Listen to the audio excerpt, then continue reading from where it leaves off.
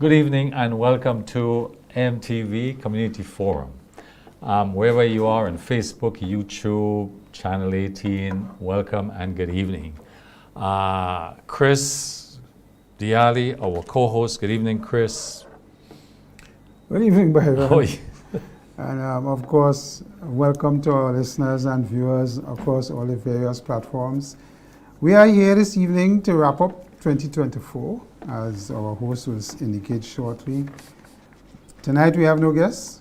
It's Byron and ourselves talking about various aspects of the year and topics that we had guests come in and chat with us on and educate us on various aspects of what is happening. So we hope you enjoy this evening's program. Yes, Chris. Yes, so we have, it's us, you and I tonight. Mm-hmm.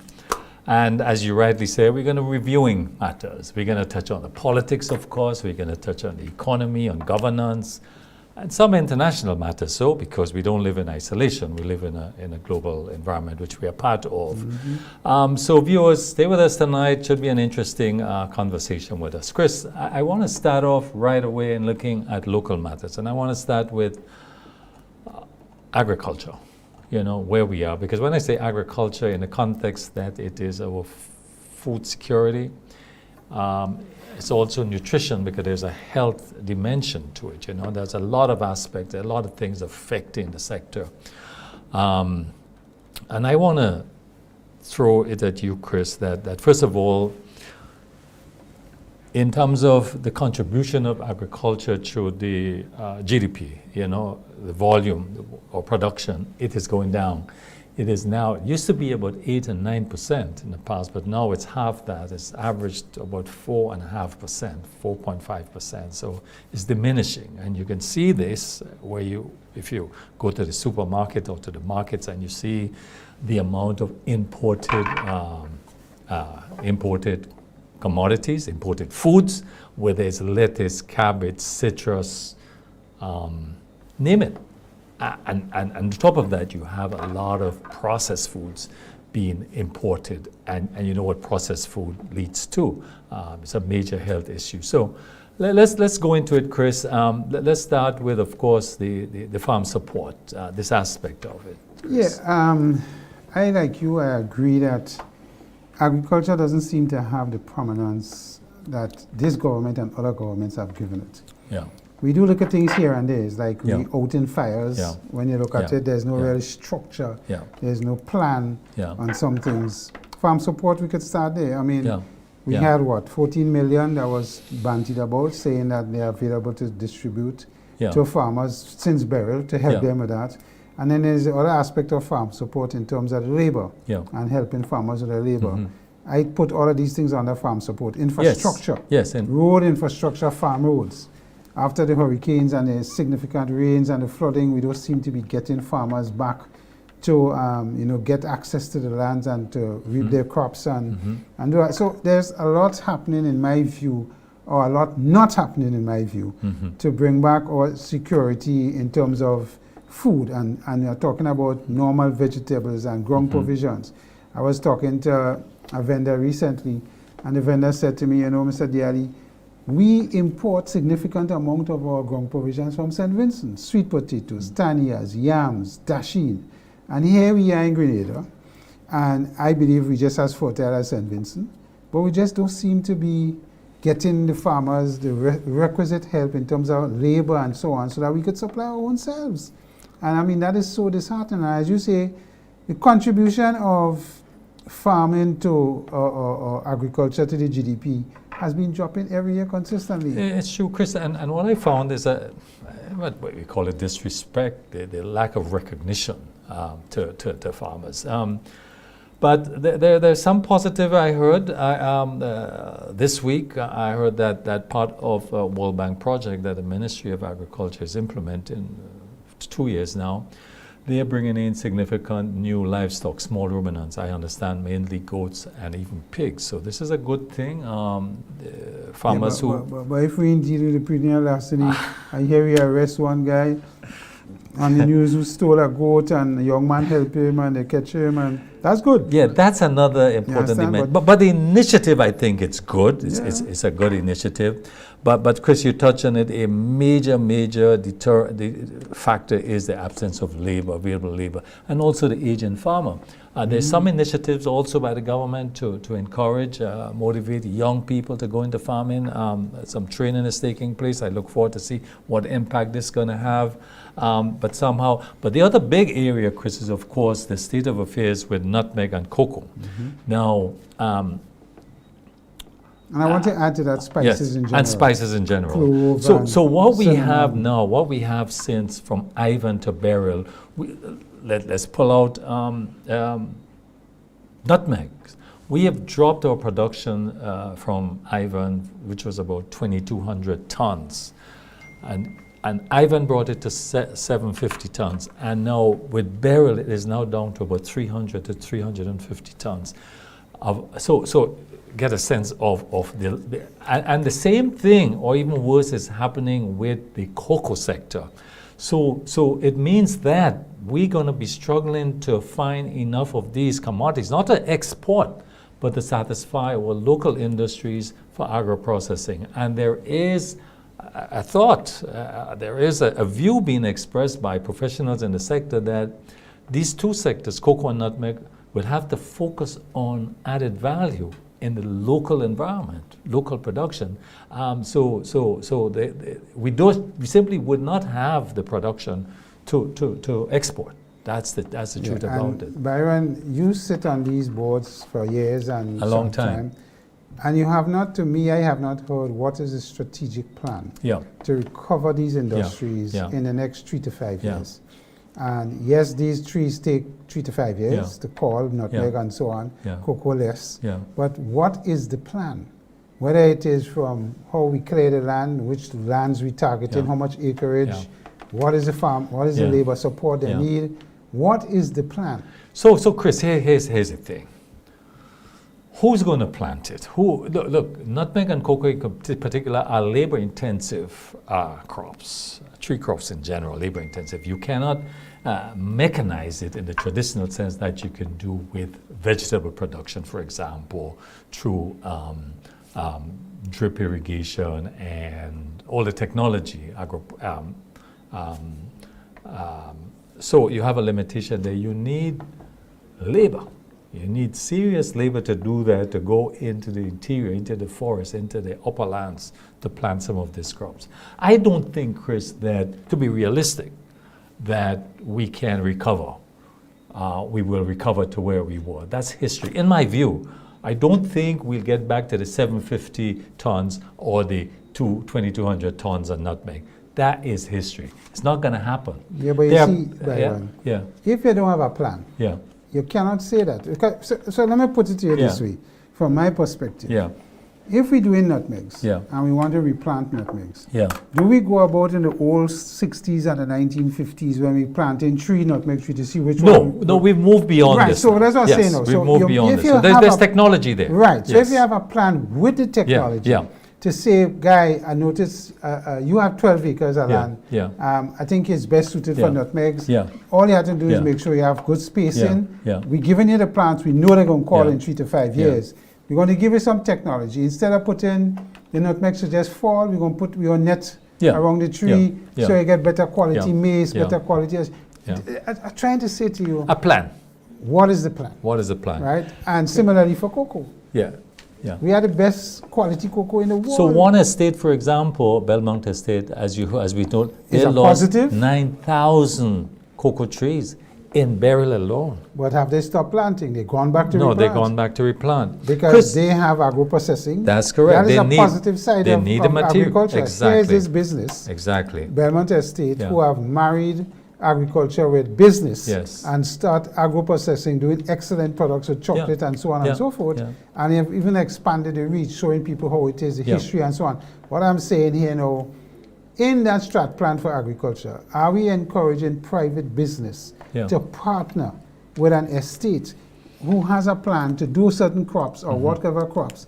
The private business may bring in marketing expertise, they may bring in financing expertise.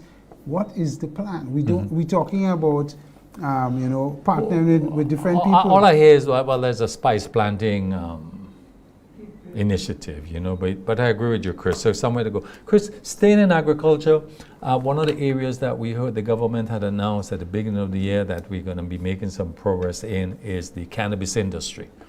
This is the second committee that has been formed. This one is chaired by Anselm Clouden, lawyer Anselm Clouden. And to date, nothing has happened. It's gone nowhere.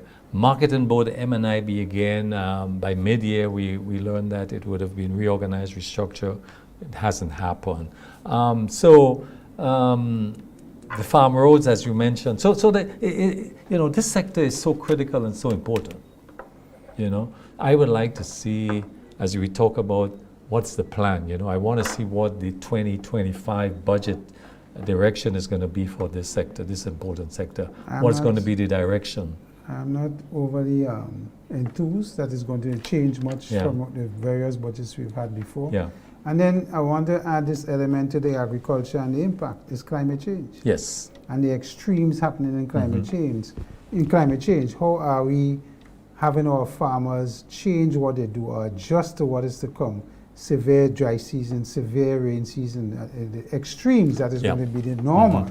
How do they terrace their field? We call it climate smart agriculture. Correct. And when are we going to get to the point with the plan? Again, I'm coming back to the plan. How is the plan going to address that for farmers going forward? More greenhouses, what is it for short crop vegetable production? How are we addressing? Then you have the issue of pest in citrus. Yeah. The impact. Citrus greening disease. Right. And then we had the coconut as well. That has not, and then we still have moko in banana. That's correct. So, we have not addressed So there's a lot things. of issue, and one of the critical one also is, of course, the extension services, Yes. I saw a report that was done locally, and only, I think it's about 25% of extension officers had any training in climate smart agriculture. So they lack the skills to start with to impact on farmers or to advise farmers how to mitigate and how to manage the techniques in this area. But all is not lost. I heard recently the government, a number of young persons are going to Guyana for training in extension services. So, but it has to happen faster. I think the succession planning from previous governments have been very poor, and that's an issue also, the lack of personnel in the ministries, agriculture in particular. So it's an uphill struggle. We're not going to give it up. We are there, Chris. Chris, for food and then we should talk a little about fisheries. Yes, fisheries. As part of the it's important, aspect of agriculture. Fisheries positively have done relatively well for 2024 based on all the reports and the poundage and what is happening with the fishers. And we still have good quality fish on the market. Yes. And we have, the price is up. The price is up, yes. Yeah. Like everything else. Like everything else. So, again, there's another area I've always been critical about, in that we do a lot of these jetties and things and holding areas for the fish when they catch them to ensure good quality and when they're out there and so on. But we have never ever asked for a canning side. When we have fish that don't meet international quality standards, can't we have a canning facility to can our tuna, can our stuff, and supply our own market, and whether it's in oil and water? And I don't think the technology is huge for us to do that. And when we go and beg, we don't seem to beg strategically. Yes, we have enough jetty and we have enough storage. In fact, one of the interesting product that the southern fishermen did, that's in Grand Mole, they call it bacon of the sea. It was a sliced fish. It looked like bacon. It's not bacon, it's fish. And it's a beautiful product. So we want to see more of this. Even salted fish. Exactly, salted fish. We don't have to have top quality fish for salted fish, and we just don't seem to. And it's something we did before, Chris. I recall in the revolution in 1982 and 83, we were growing to be self-sufficient in saltfish. In fact, a tasting that was carried out found that local persons prefer the local saltfish than the imported saltfish. I think they were doing some 1,600 pounds a month. So it's not rocket science. We've done it before. Byron, we talk about transformation. Here is fisheries. that is doing good. Yes, we have challenges with climate change and what is going to happen with our waters and so on, but we're still fortunate. And the guys will tell you they have to go further now to get the fishes and so on. But the point is, we are not doing any fish processing. I'm talking about how we doing agro-processing.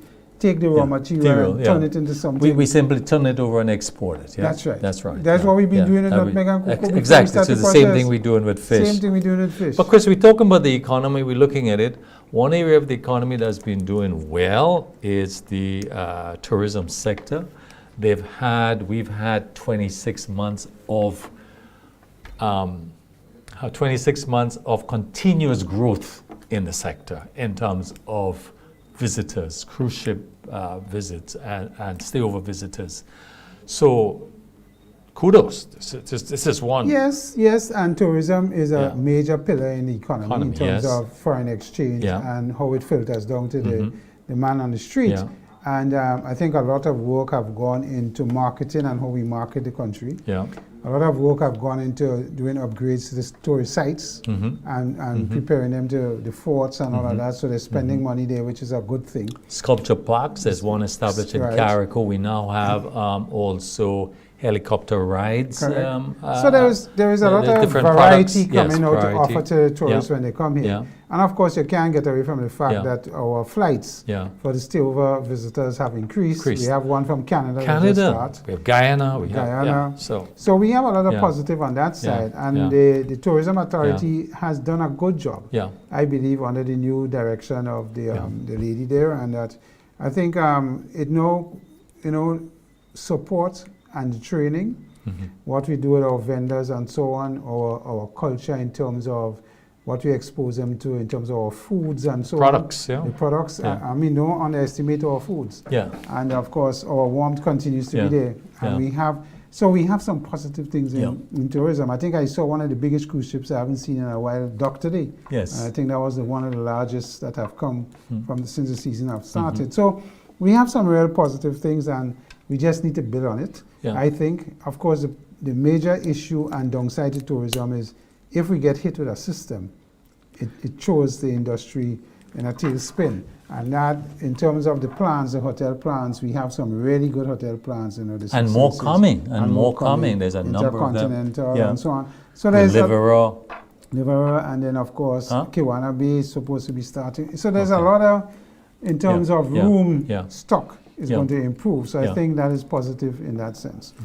Chris, we're going to take a short break. When we come back, we want to stay on the economy. We want to talk about energy, oil and gas, what's happening there, and other energy possibilities. And of course, we have a lot of politics to talk about also. Viewers, stay with us. We'll be right back.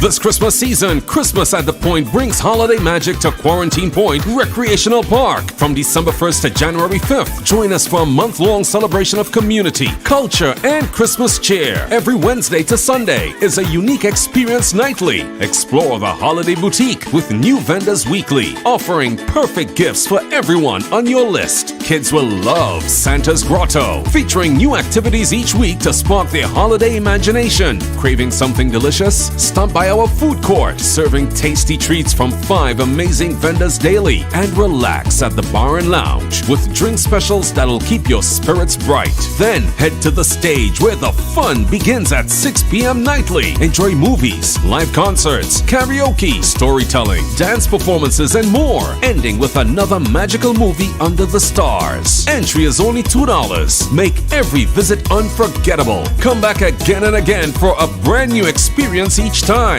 It's all happening at Christmas at the Point. When the sun sets, the wonder begins. Christmas at the Point, brought to you by the Rotary Club of Grenada.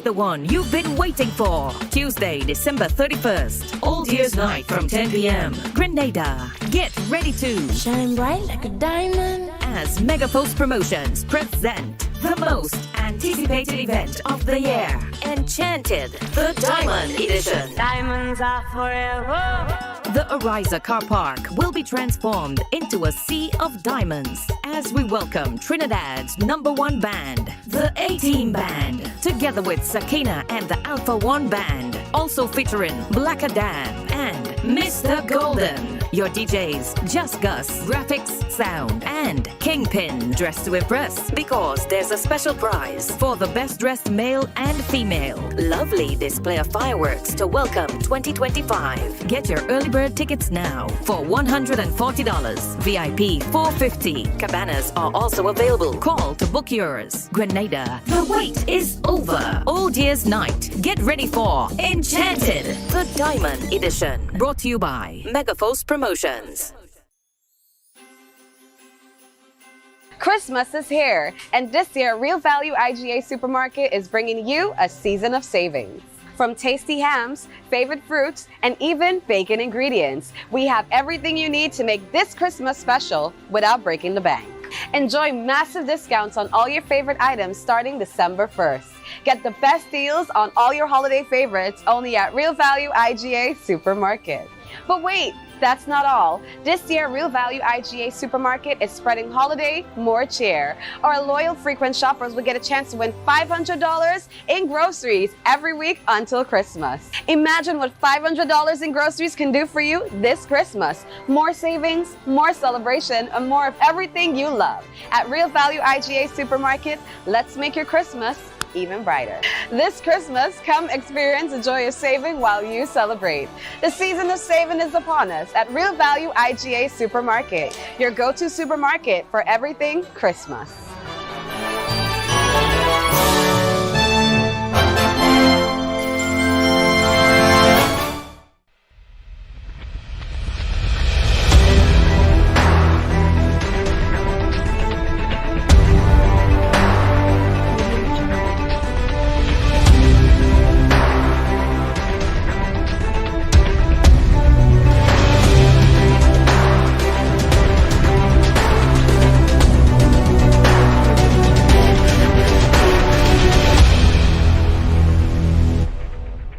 Welcome back, viewers, to MTV Community Forum. Chris and I are here tonight. We are more or less, this is a wrap-up segment of the program. And we're reviewing developments generally that took place in the year, Chris. Chris, we're still on the economy. The latest of the budget, Chris, the Prime Minister announced in, I think it was in September somewhere, November, that there will be, the budget will be read in January, February, anyway, in the new year. The question is, what are the implications for a late budget presentation, if any? What is your take on that? You're very familiar with parliamentary matters. Yeah, the lateness of the budget puts a strain in spending in the sense that, remember, the budget is not only to talk about the intentions of the government in the various sectors, it also gives a legal part of the budget that votes in the budget have to be passed in Parliament. That is what is said in our Constitution. And that is how ministries get the authority to spend under the budget, through the various votes that have been approved. So when you have a delay in that, ministries are put to hold in some degree, in a holding pattern. Probably the only thing that will go through is salaries. But other than that, the other stuff, and even still then when that happens, they have to get... Well, you had a significant supplementary budget, I think, of $250 million that was passed in November.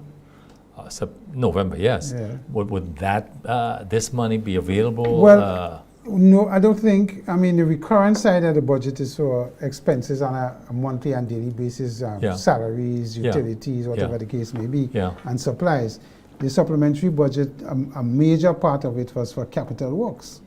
And you still have to question whether or not they have implemented or they're getting the implementation rate that they want under the capital side of the budget. So when you look at projects that the government have engaged in, whether it's school rehabilitation, painting of various police stations or fixing police stations, road infrastructure, what is happening. And we know there have been very little infrastructure road for the farm roads. So again, you need to understand where is this money for the infrastructure development side that was passed in the supplementary budget. Has it gone where it's needed to have the things being implemented? Well, the condition of the roads are very bad. I mean, many factors contributing to this. The heavy rains, but the Western Main Road. Of course, the Molyneux Road was opened, and that's excellent. It's a relief for a lot of commuters who had to go through Montmorris. So this is excellent. It's timely.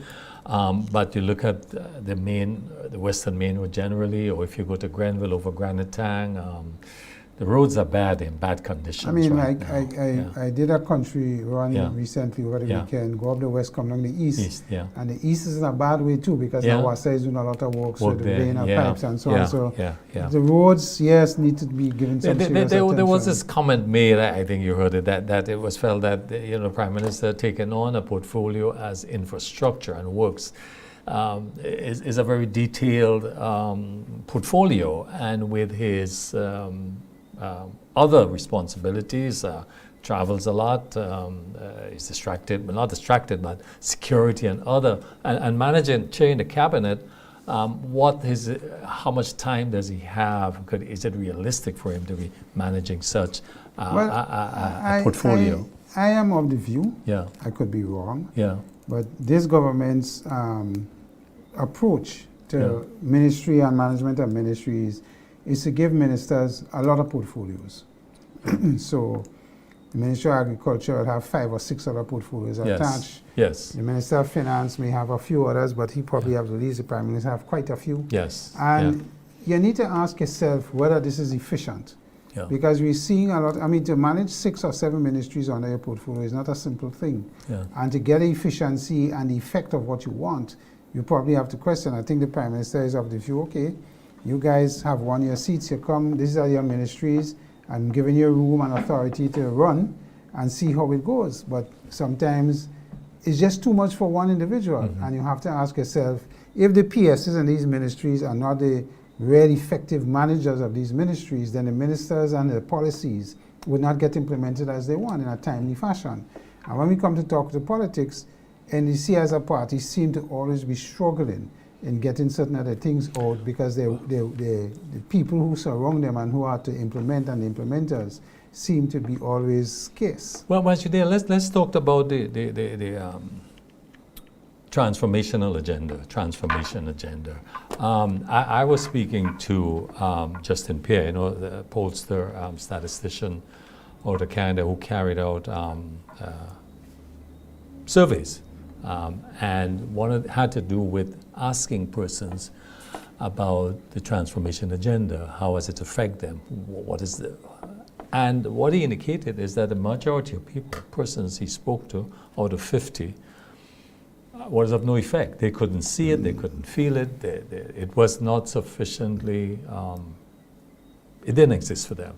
There was no effect on them. Yeah, and I mean, the party won a big part of the philosophy and what they put out there was transforming various things in the economy which they thought was antiquated, for want of a better word, and there wasn't enough effectivity and efficiencies in how things were done. Implementation of projects was one, hence the reason we had Minister Andy Williams have a whole ministry dealing with implementation and information and so on. So there is this issue that, they came and they enunciated a number of things that have changed. I mean, and Byron, if we search our memory for the time the government has been in power, probably the biggest transformational thing is the payment of salaries on a fortnitly basis. As part of their mandate. I mean, agriculture. I think the creative sector too. The creative sector, they've set up financing in the cabinet, in the development bank. So that's a good thing. Yeah, that's a and a lot of young people have the ability to access this. And but when they have pumped a lot of money into GDB too to help small business and micro business.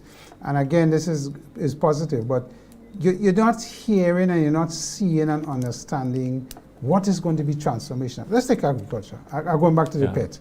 What have they announced that is going to transform agriculture into something that we have not seen before? Well, let's take health. And maybe it's interesting too, or we'll talk about health separately, but so that's a big issue, and the data, according to my colleague, clearly points that this is not happening. And I think it has to do with how this has been articulated and documented, and what's the strategy to achieve it.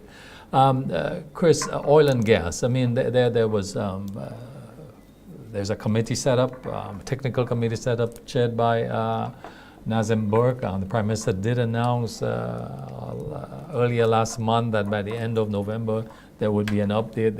It didn't happen, so we don't know. What do you make of it, Chris? What's your? Well, I think we commented on this in a previous program, yes. And for us, we had agreed that the secrecy around oil and gas is amazing. Yeah. From the NNP days up to today, it doesn't seem as though they believe the public needs to be relatively informed of the way we want to handle this, first of all, and what the strategy is going forward. Here we're hearing agreements with the GPC and the Nigerian government being signed. We don't know what is that, what is happening there.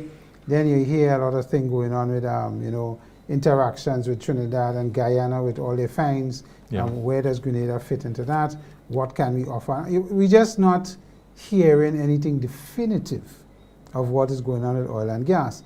When the budgets are presented, we say, yes, we have deposits, yes, we're looking at it, yes, we're exploring. We had committees before. A year Nothing later, comes out not to a the word, public. not a word. So it's like a disrespect, like we are not important, And if you're going to balance oil and gas for these small island developing states versus what is happening on the climate side and the environment, is a tricky balance. Because here you're telling us, we don't want to pump more CO2, or we don't want to be involved in exploitation of oil and gas because of the CO2 effect. And yet still, we are feeling the effects of climate change, sea rises, level extremes. So our islands need to find a way to balance the exploitation of that. And at the same time... So what is the government policy on this? Where is it? We want to know that. But as we on energy, Chris, there was some good news. I saw earlier this week that the British government has signed an agreement with the government of Grenada for geothermal exploration. 10 million pounds. 10 million pounds. So this is excellent. And also, you remember in the COP29, there was an agreement to explore wave energy on the East Coast. So these are two very interesting developments that we note, and we think is important because these are alternative sources of energy. So let's go to geothermal. Yes. Right. Years ago, a study was done on geothermal, which says that to exploit geothermal, the infrastructure that you have to build to get the returns is very costly. And the issue has been, how could we reduce the rate to the consumer if you use geothermal? Is it something that is feasible? And this 10 million pounds seem to be looking at understanding studies that they're going to do again. This is not the first time. So the governments in the past, and I don't know if this one in particular, but the governments in the past had moved away from geothermal to some degree and was looking at, gas, putting or production of energy through gas instead of oil, and to see how that would reduce the rate for the average consumer, which is a big thing. How does transportation get affected with the lowering of gas at the pump and all of that? So it is, are we going to go to EV vehicles that is going to use solar energy and PV systems? What is it? If we're using geothermal and we're pumping wattage through the lines from the geothermal, how is that going to impact on our distribution network? Well, I assume that this study or this investigation will determine those factors. But I'm saying it's important to explore. We did that one before, and it showed that the rates wouldn't drop significantly if you go to geothermal. But again, I keep my mind open. Very good. Get to 10 million pounds. I hope it's not only the consultants are getting all the money, but let's see if we can benefit, because these things, Chris, consultants get all the money. It's true. Chris, let's move to healthcare. Chris, the National Health Insurance, we have not heard anything about it. We know that I think $1 million or $2 million agreement was signed with a consulting firm out of Miami a year ago, but we've had no report. It's like zilch. There's quiet on this, We know that the government has spent, I think, $37 million in the purchase of lands for projecting to do a state-of-the-art hospital. We know that a lot of issues in the health sector from the minister himself during the year talking about the systems are broken, and major other issue there with staffing, over 100 staffing position remains available. We are very dependent on these health brigades that come in to do charitable work. So what's your sense? Is it getting better? Is it? Well, let me say that. What's the good points here? What's happening there? Well, let me start by saying that I think we have great ideas of what is required in the health sector. Yeah. The health sector is a difficult sector for every government. Yeah. Whether it's us, the Trinidadians, the Barbadians, what is happening. Yeah. And private involvement in the health sector, how we manage that to bring relatively good care to our people. Yeah. And that is the underlying objective. You know, we have complained about our hospital and the money is there and being spent, the systems, whether they charge the right amount and so on, hence NHI. Then we talk about equipment, you know, dialysis machines, scanning machines, MRI and so on. And then you hear there's no preventative maintenance for these. So they come, they set them up, they start, and then they break down.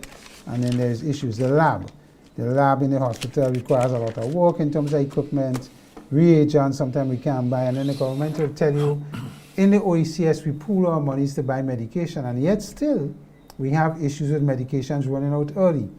And I think the government just employed or contracted the company from the US to come and do a study on what is happening at the hospital and how we could get it to operate better. No, let's deal with the human resource aspect.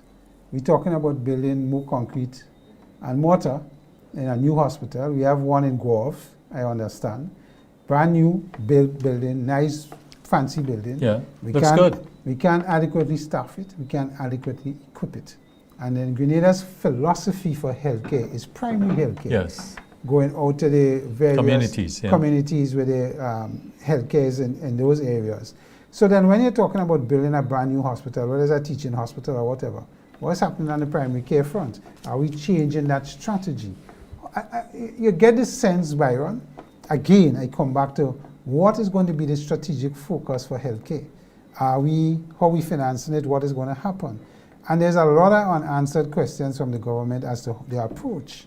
So if we're talking about primary healthcare, having a doctor 24/7 in the health center in Sates to deal with certain critical cases that will come during the night or the day, and then depending on what they transfer them, is that the right route we go? And I think that is the proper way to go, because in the rural side of the economy, you need to provide certain basic things. A pregnant woman comes in labor, could they deliver the child there or not, or they have to ambulance her down to the hospital in Maribo or the one in Tong. So Tong is the one that have ICU units, so it's positioned to deal with certain critical cases.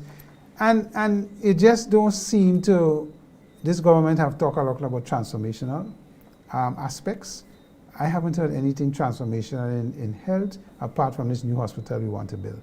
We are not addressing the health issues. I know we're hearing that there's a thinking about statutorization of the hospital facilities, and you're hearing very little about that, but it's being discussed. You hear what is going to happen to the staff, how is this going to be effective? And even consultation with the unions representing that hasn't. So it's a bit disjointed, yes? Yeah, and again I come back to what is the plan? Yeah.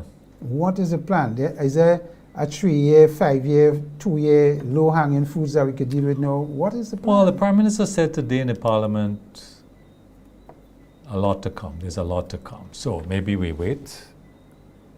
A lot to come in everywhere. Yeah, overall. We wait, Chris.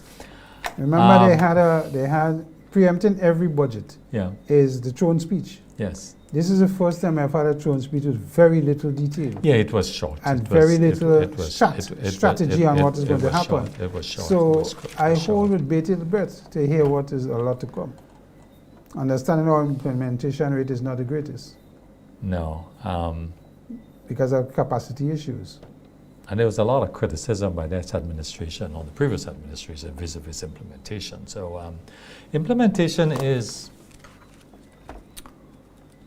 It's important. I understand they've been training a lot of persons in project management and project implementation. So, Chris, because that's where the pileup is, that's where the bottlenecks are, you know. And yeah, but Byron, if we don't have capacity, how are you going to do capacity? Yes, we like labor in other sectors. Yeah, bring in the capacity. Chris, before we go into political issues, I want to. We have talked over the year on global situation. We have spoken about the impact of Trump 2.0 and what it would mean for trade in particular, and even persons living in the United States, you know, the illegals in particular, but other dimension, and even with climate change and climate financing, and there's a wild card that we don't know. But I want to, and we also talked a lot about the war in Gaza, the genocide. We had the ambassador from We had the ambassador here with us. Going there. But Chris, this evening I just want to focus not on the wider war, but just on the impact on the children, you know, because we tend to forget about them. So I just like to spend a minute on them, Chris. And I want to start by saying that the UN has accused Israel of systematic obliteration of the Palestinian education system. So according to the UN Office for Coordination of Humanitarian Affairs, and this is official, more than 13,000 children have been killed. So we're looking at the education system. 500 teachers have been killed. 17,000 children have been injured, including 3,000 teachers. Hundreds of thousands of young people have been displaced and are living in shelters. These are children that should be in school. Yeah? More than 600,000 children have no school. 80% of all the schools have been destroyed. I mean, destroyed completely, and this includes universities. They no longer exist. So there's been 14 months of no school for these children. So learning poverty, what they say, have escalated, you know, the amount of children that are illiterate now because of no school. Save the Children estimated that more than 10 children, this is important, more than 10 children a day are losing limbs. 10 a day are losing limbs. And the devastating psychological impact on them, the whole war situation. So it's not a good thing for children in Gaza. I'm not talking about the 45,000 persons that have been killed. I mean, and the International Court, the Criminal Court of Justice, again advisory that are calling for a ceasefire, and this has been adopted also by the United Nations. So everywhere that there is calls for to end this war. We heard this week that they are being close to reaching an agreement for a ceasefire. We really hope so. And I'm talking here more for the children, you know, the impact on the children. I mean, I'm not talking about the 1.9 million people that have been displaced there and the continued onslaught, you know. And we've said this before in this program, Chris, that the United States clearly is complicit with some other European countries, possibly including Britain, in supplying the bombs that are killing, disfiguring, meaning so many persons. And even now with the Syrian situation, we see that Israel has expanded our war, taking advantage of the vulnerable situation of the Syrians to bomb Syria. So Chris, I could go on, but clearly just the children. You know, we need to save the children. Byron, I think it was clear when they started this war with Gaza and Palestine and so on, that the Israelis announced that one of the objectives of the war was to make sure Hamas becomes a figment of the imagination. Yeah. And how have they done it? Infrastructure has been decimated. Yeah. You just spoke about the schools and what's happening. So you're almost setting these people back a generation or two before they could understand normalcy in terms of healthcare, education, and all of that. So this is not no news. And who have been complicit? The Europeans, the Americans in this thing. And here we are living in the 21st century. And you think that the way to solve disputes and so on is to get to the table and talk. But here we have this situation with Israel and the nations around that are saying, listen, man, we ain't talking, we acting, and the acting is through bombing and killing and maiming and so on. And here we have the Arab states close by, the Egypts and the Iran, and they seem to be just as quiet and silent in all the atrocities that are going on. Because nobody is taking a definitive approach except the International Court to issue arrest warrants for the genocide, both from Hamas and them. For if they land Netanyahu and his military. I mean, so we live in a world where you think we are advanced nation, advanced in thinking, advanced in how we do things and so on. And here we have this conflict between these nations, and one is a superpower over the other, and they've just been going on at a rate. Nobody seemed to care as to how many people they kill or they maim or they mash up in terms of infrastructure. And we just sit back as people and in the world, and we say we advance. The United Nations, you've heard me say this already, I believe is a toothless tiger in this. You could say what you want, but if the Security Council members didn't agree to certain things, nothing ain't happening. We have veto powers, you know. And that is the unfortunate thing with the structure of the United Nations. So you come out in this world here now, and those of us in small island states, you realize it's a big stick approach. Hey guys, don't fall out of line, or I'll put you back in line through big stick approach. It's true. You understand? And that to me is what this war have said to the world. We're really hopeful, though. I mean, they're talking about a possible deal, CISFA. But right at home, Chris, we have the Haitian situation that in recent days has worsened, even with the Nigerians there, in terms of the children in gangs and the growth of gangs, and the lawlessness continues. Very unfortunate situation continues there. One doesn't know the solution at all. There's just a lot of suffering there now. Tried a lot of solutions. The Haitians themselves seem to, with all that's going on in the gangs and the infiltration of the gangs in government and other institutions, it seems almost impossible to deal with it unless you use a heavy-hand approach. The Nigerians had to do that recently, and they came under attack and so on, and cleaned up quite a number of heads in the gangs. But as soon as they kill them, others come up. But as you talk about, Chris, even in our region and Grenada, I mean, we had the gun amnesty. We had regional meetings on this security thing. But what we're finding out is that South America, Venezuela, and other countries, Guyana and so on, there's a lot of arms trading, and it's coming through the Eastern Caribbean and the Caribbean in general. How effective has been our gun amnesty? We've seen that? Well, I mean, we just had an incident in Fords a couple of hours ago. Right, where the police was in a shootout with the gangs inside there. I don't know the full extent of the situation now, but they had shots going off, and so I don't think the gun amnesty have achieved the intent, which is to get a lot of the guns off the street. They're holding their guns. I can't give up my guns.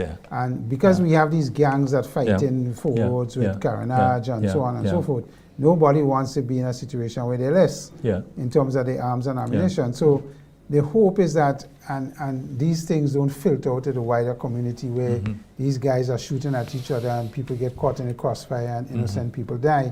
So the gun amnesty was a good thing. I don't know if it has had the impact. I mean, the Prime Minister did announce as Minister for National Security that he's going to make amendments to the laws to make the penalties even harsher, which I think have gone into effect. So then when we talk about that, you're putting the guys up in a prison that is overloaded, and what is going to happen there, and the other effect that these things have. So the crime situation in the country has been under very good control. I commend the RGPF for that. When it comes to solving crimes, whether it's murder or theft or robbery, and so on. It has been excellent. One area that we are still troubled with, Chris, is sexual crimes against women and children. This is still a problem for us. And against men as well. Against men as well, yeah. But it's more prominent, that's the point I'm making, against children and women. Yeah. And this we have to address as a society, and be very open about it. Maybe we can talk about it, Chris. But Chris, time is going, and we have to move on to politics, Chris. There's a lot been happening. I want to come back to police, and yes. traffic in particular. We will come back to that. But okay. let's go to politics. But did I hear we're taking a short break now? Did I hear this? Yeah, we'll take a short break now, viewers, and we'll be right back with the politics. Thank you.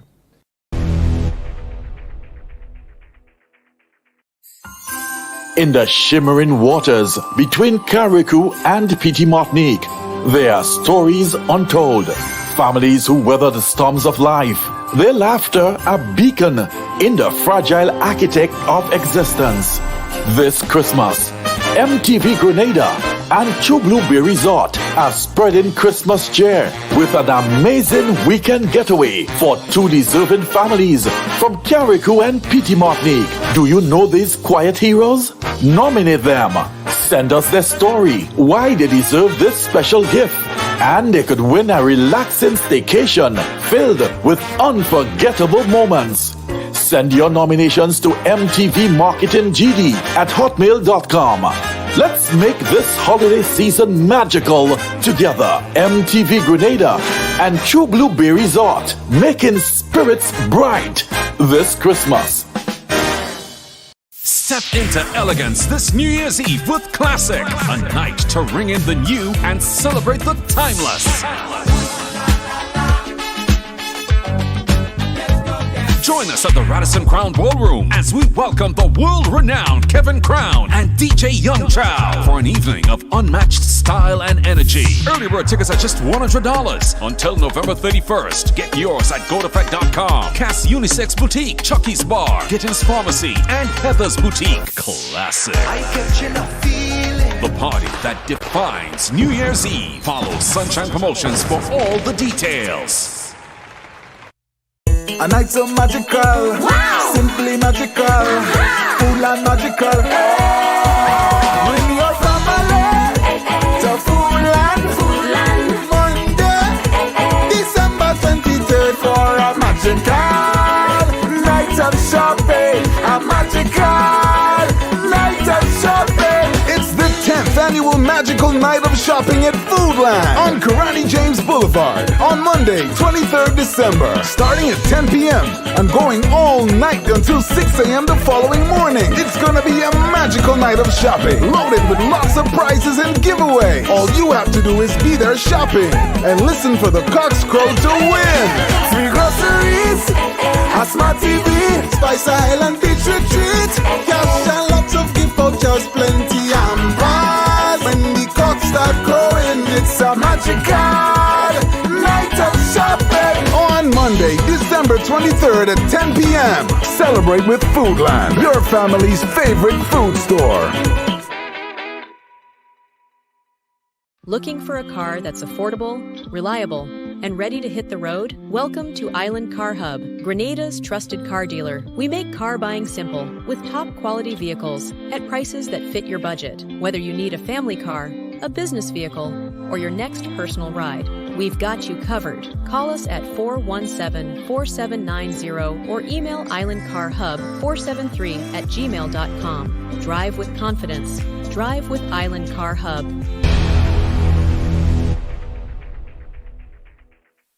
Welcome back, viewers. We're here with Chris Diali, Byron Campbell, myself, and we're discussing general matters and year in review.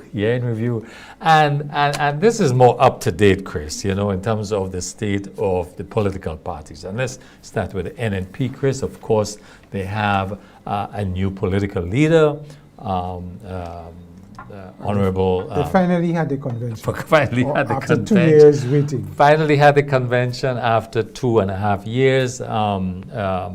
Honorable Emmeline Pierre was, she attained the position of political leader of the party, and Senator Cox as the deputy political leader. That was the results of the convention, of course, and we could talk about the executive. Chris, just some observation, because of course a big part of it had to do with Peter David, Honorable Peter David, who in fact was contesting. He placed himself to contest or for the position of leadership within the NNP. Of course, I wouldn't say he was unsuccessful. He did not attend. He did put out a statement. He pulled out. So did not attend the convention, and therefore was not up for the election. But of course, and the statement talked about it being undemocratic process. It was unfair, like it was rigged, in terms of the whole selection of delegates. He had no knowledge of the delegates. He couldn't canvass his support. So he did put out a statement giving the reason why. But interesting, he said, this is a new day, a new beginning. I don't know what that means. But what's your take overall, Chris, on the whole setting of the convention? Well, I think the whole NNP process to get to this point is sad. It speaks a lot about undemocratic processes. You heard about vetting, you heard about balls at the party, you heard about center left and center right. Everything targeting one of the candidates for leadership, Emlyn Payer versus Peter David. I think at the end, I don't know how severely fractured the party is going to be with the Peter David side and the Dr. Mitchell side with Emlyn Payer side. And you have to wonder if the party could get united in a sense that will get them to seriously contest the next general election against the NDC. Not that the NDC don't have the issues as well, but here we have an opposition party that doesn't seem to, muster itself to get itself united enough to give a good contention, so far, at least up to this point. So I think the leader, Honorable Emlyn Payer, have a big task ahead of her in uniting her forces and getting it there, and how they're going to represent themselves as they go forward. And then you still have Dr. Mitchell and Mr. Bowen as chairman and deputy chairman, which says to the layman and people like me who are not into politics as that they're going to still have significant influence on the political leader, and the deputy political leader was just appointed because they are in prominent positions in the party. So you wonder if anything has really changed in terms of what has gone on in NNP. Now, Honorable Emlyn Payer is a shrewd, intelligent lady, and I suspect she's up for the challenge. And we have to hope that that is the case. But I still think that this whole process in getting to this point has not gone down very well with a lot of people. And remember, Byron, when Mr. Payer from Canada was talking to us, there's a lot of people on the fence that will give a party the win over the other. If these people on the fence is not trusting the process of what went on in the NNP party, I don't know how they're going to get them over. And even though they may have issues with what happens with NDC, they may be saying, it's either we stay, we don't vote, or we shift to one. But you have to give people a sense of trustworthiness, a sense of commitment, a sense of, this is the party that I want to associate with, because at the end of the day, I believe the party could take us to the next level and to the future. So, Chris, here's some observation also. The question is, we have a political leader and we have a chairman. Of course, the chairman responsibility is the organization of the party itself, overseeing the finances of the party. The political leader, which is Honorable Emlyn Payer, the question is, would Dr. Mitchell give up leader of the opposition? That you want to see, because that would be an important function, because that's where the politics come in. That's where your political leader function. And that's an important role. When I look at the composition, again, of the executive, interestingly, that it lacked youth and it lacked women. Out of a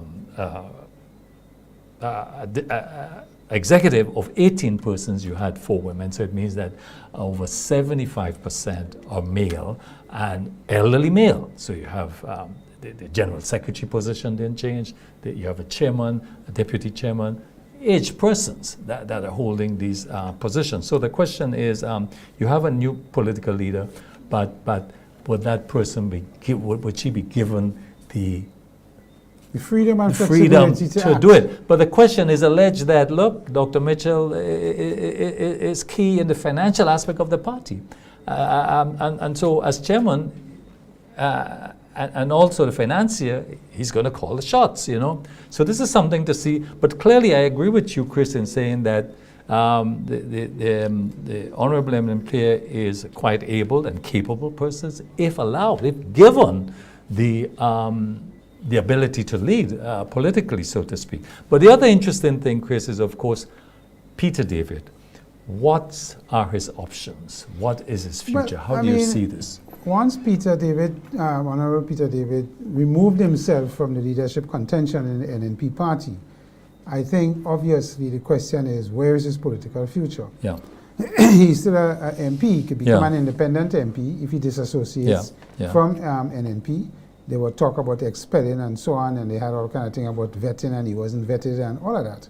But at the end of the day, I think the Honorable Peter David has two choices. He either steps away from politics, continue to represent his constituency whether independently or not, or form his own party and see where that goes. Now, you've heard rumors that people are saying that he's been encouraged to do that, but that is not an easy task as well. And who is going to finance it? How is he going to do?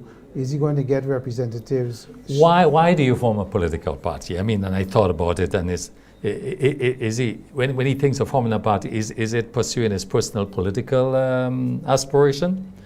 Does he want to address the needs in the society, or challenge the current political system? The question, a little bit of all. Of all. Yeah. And where's his base coming from? Whose base is he taking out of? NDC, NNP, his age, age also? Yeah, well, he was on both sides. Yes. So you don't know how the base is going to be. He may take from NDC, he may take from NNP, and he may get those on the fence. So you think he has two choices: form his own political party, or stay as an independent in his town, or get out of politics. So there's three options. But what about the behavior of Dr. Mitchell over the past months, Chris? We heard him quite a bit at the various community meetings. What do you make of Well, Dr. Mitchell sent a clear message that he was not interested in giving up his position of leadership in the earlies. Towards the end here, when I think probably he recognized that Peter David wouldn't have a chance, he said he's not contesting for leadership anymore, and he backed off as well. But that was after all the gerrymandering with the delegates and the accusations of what. I think Peter David said that up to the last day of the convention, or the day before the convention, nobody knew who the delegates were. And they had this letter written from the St. Patrick's people about the delegates, and they weren't happy. So there's a lot of contention, probably unhappiness with some of the things and how it was done. So in my view, Dr. Mitchell, have succeeded well in fracturing the party. And being able to get Peter David out of it. But let's look a little bit at the NDC quickly. Our colleague in Canada, speaking to him, he feels that, this is what he was saying, rating the NDC as a governing administration, that the political leadership, he was giving him an 8 out of 10 for popularity and his appeal as a younger man and his appeal to the populace, high marks for the Prime Minister here in terms of his scoring. In the government operation, the operational aspect of the government, they were getting a 5 to 6%. So he was not seeing no wow there in terms of the performance of the various ministries and governments. And on the political work on the ground, they were failing, 3.5 to 4. On the transformational agenda, very, very low. He was giving it like 0, 1. NDC have its issues. I mean, when you look at the papers and you read all the comments in the papers and people, over 90% of them are saying that the party is not prepared with the work and the teams to do the groundwork to convince people that they need a second term. And when you look at the pressure the General Secretary of the party has come under in recent times, people have called for his resignation, move him out. And again, you're not feeling, and this NEC have had this problem in the past, where the groundwork has not been as efficient and effective as it ought to be, and they start late in the planning and the execution. So it is a concerning thing from them on the political side of things.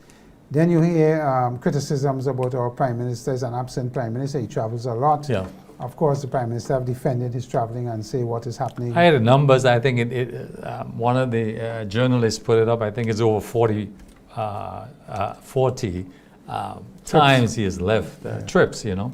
But he justifies it, saying that it's business. And he's very popular in his constituency. Absolutely. A lot of things have happened in St. And the country, naturally. Chris, we time's going. Traffic, Chris. On my way here tonight at 8 o'clock, there was traffic congestions in the city.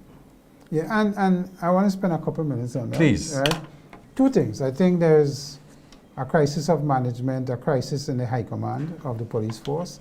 We have the commissioner that is retired and is heading out. His deputy is also retired and be heading out no longer. And you have the two assistants that are recently appointed. And you wonder of the transition in the high command and what is going to happen and how it's going to affect how the police force operates. But let's take traffic.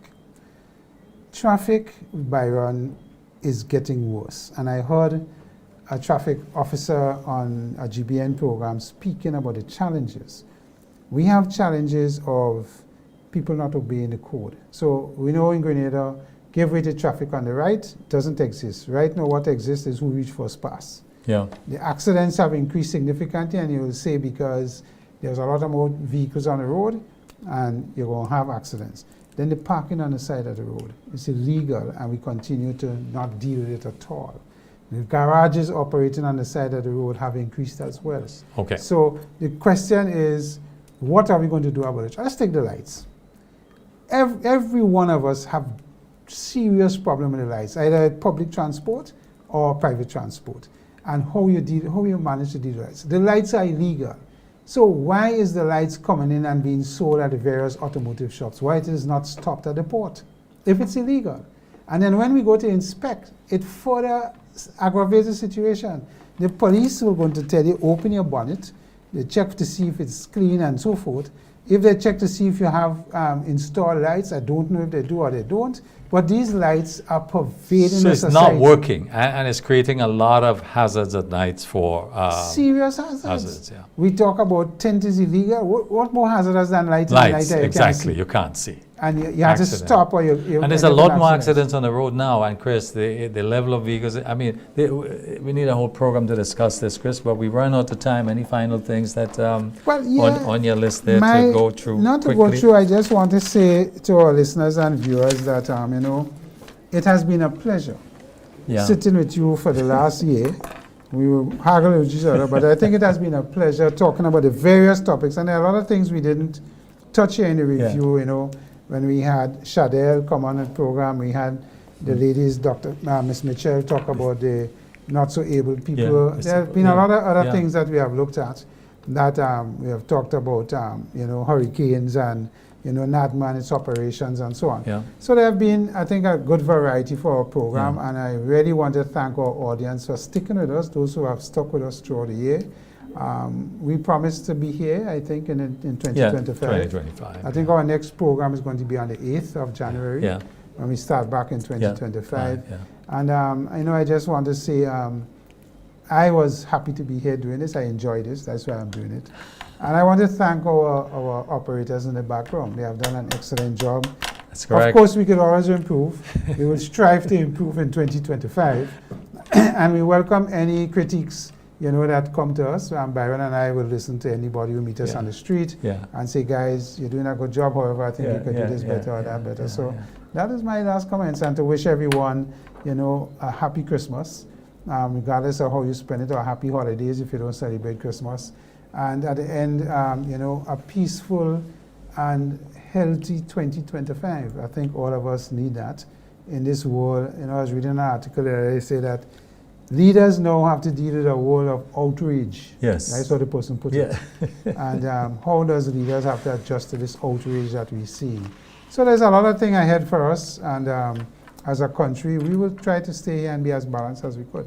You know. Chris, I just want to endorse everything you've said about the viewers and the program itself. We want to thank MTV management and, of course, our technical staff here who's doing a great job. We really, we've thought about expanding the program to allow call-ins, allow feedback. The time limitation does not permit it. That's one of the limitations. We don't know what the new year brings. Maybe we'll have this. I like our differentiation. This facility. No calls. But people want to express themselves, and I just want to join with Chris and wishing you all a very a Merry Christmas, and certainly for the new year, a bright and prosperous new year. Good health, you know, to all, you know, and we'll see you. Good agriculture for good health. And whatever you do, do it safe. Remember alcohol and other factors. Be moderate. Moderation, you know, that's what absolutely. I say. So again, our staff, our management, we'll see you next year. All the best. Thank you for being with MTV Community Forum. Bye-bye.